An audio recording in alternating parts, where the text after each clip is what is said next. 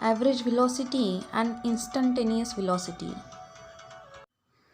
The velocity of an object can be changed even while it is moving along a straight line.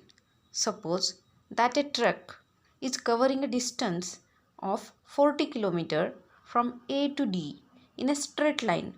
That is, its displacement will be 40 km. If it requires altogether 1 hour for this, its average velocity is 40 km per hour. However, if the truck traverses the 10 km distance AB in 10 minutes, BC in 20 minutes and CD in 30 minutes, then velocity of the distance AB in kilometer per hour equal 10 km upon 10 minutes, that is equal to 60 km upon 60 minutes, and that is equal to 60 km per hour. Velocity for the distance AB is 60 km per hour. Students, now let's find out the velocity for the distance BC in kilometer per hour is equal to 10 km upon 20 minutes. If we multiply it by 3 to numerator and denominator, we will get minutes converted into hours. After multiplying with 3, we have here 30 km upon 60 minutes. 60 minutes means 1 hour. Here it is equal to 30 upon 1 hour. That is, velocity for distance BC is 30 km per hour. Now let's see velocity for distance CD in kilometer per hour. Now it is equal to 20 km upon 30 minutes. If we multiply both numerator and denominator by 2, we will get it converted into hour. Now it is equal to 40 km upon 60 minutes. 60 minutes, that means 1 hour. Now it is equal to 40 km per hour. Velocity for distance CD is 40 km per hour. After deducing the velocities for the distances AB, BC and CD, we see that the velocity of the truck is different in different segments of the road AB, BC and CD. However, the average velocity of the entire route AD is 40 km per hour. The velocity at a particular moment of time is called instantaneous velocity. The instantaneous velocity can be different at different times. Acceleration. In the previous example, the truck covered the distance AB at the velocity of 60 km per hour, BC at 30 km per hour and CD at 40 km per hour. It means that the velocity for the distance CD is greater than the velocity for the distance BC. From the number of seconds required for the change in velocity to take place, the change in velocity per second can be reduced. This is called acceleration. What is the cause of acceleration?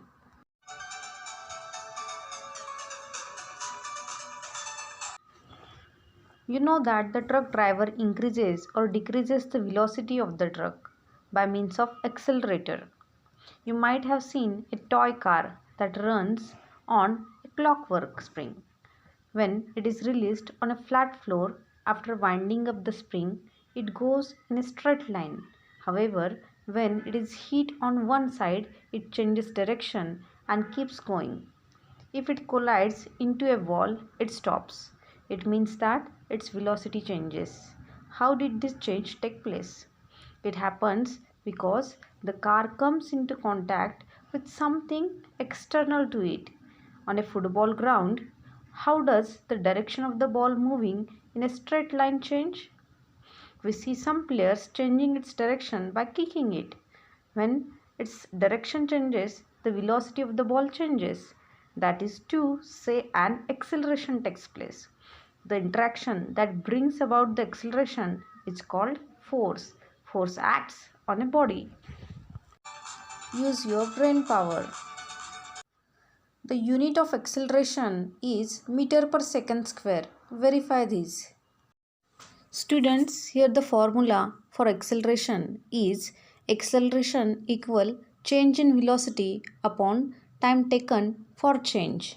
Now, the unit of velocity is meter per second and unit of time is second. Therefore, let's put these values in the formula. Here, acceleration stands for A.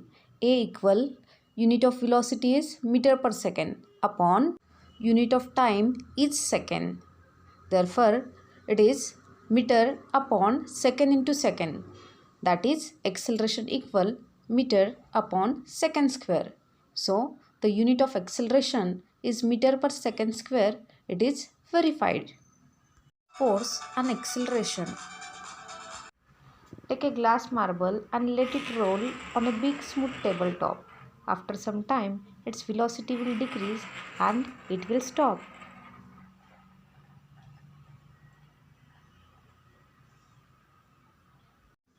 On a carom board too, the carom coin pushed by a striker will move forward some distance and then come to a stop. If the coin is pushed after applying talcum powder to the carom board, it will keep moving for a longer time and then come to a stop.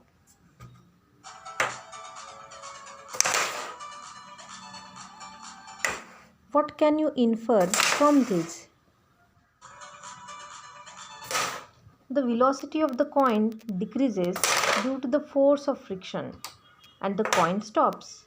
If the friction between the carom board and the coin is reduced, the coin keeps moving for a longer time. It would mean that if no force of friction is acting on a moving body, it will keep on moving with a constant velocity.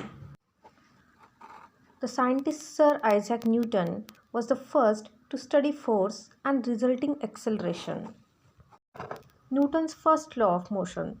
If no force is acting on a body, its velocity does not change. That is, the body does not accelerate. In other words, if a body is stationary, it will remain stationary. If it is in the motion, it will continue moving with the same velocity and in the same direction. You have learned what is meant by force. You have seen that a body is accelerated due to a force. Suppose you placed 1 kilogram standard weight, which was shown to you in chapter measurement, on a surface with no friction and pull it with an acceleration of 1 meter per second square. The force applied is called 1 Newton. Try these. Place a weight of 1 kilogram on a smooth wooden table. Spread some talcum powder evenly on the table. Now pull 1 kg weight with an acceleration of 1 meter per second square. Again, pull it with an acceleration of 2 meter per second square. It means that now you have applied a force of 2 Newton. You will have to take many trials for this experiment. Force is measured by the acceleration that it produces. We have learned about the relationship between the displacement of a body resulting from the force applied to it and the work done. We have also learned about the work-energy relationship and that the ability to do work is called energy. Force, displacement and work. In the figure alongside, a string attached to a wooden block on a table is passed over a pulley and tied to a weight. On applying a sufficient weight, the block will be seen to move. Which force is being applied here? How can this force be increased? What will happen on applying more force? When can we say that work is done by the applied force? If the block moves forward, we can say that it has been displaced. Due to the displacement, we say that the force has done some work. Can we measure this work? we know that work done depends on the force and the displacement. The following formula expresses this relationship. Work done by the force equal force applied to the body into displacement of the body that takes place in the direction of the force, that is W equal F into S. In the SI system, the unit of work is joule, while the unit of force is Newton and the unit of displacement is meter. In the CGS system, the unit of work is erg. If a force of 1 Newton parallel to the surface of the table is applied to a wooden block on the table and the block is displaced by 1 meter, then it can be said that the force has done 1 joule of work. In this example, the displacement is in the direction of the force. Use your brain power. Acceleration is a vector quantity. Is force a vector quantity too? Yes, acceleration and force both are vector quantities because both can be expressed completely only when magnitude and direction are given and the quantity which needs direction and magnitude both is called a vector quantity.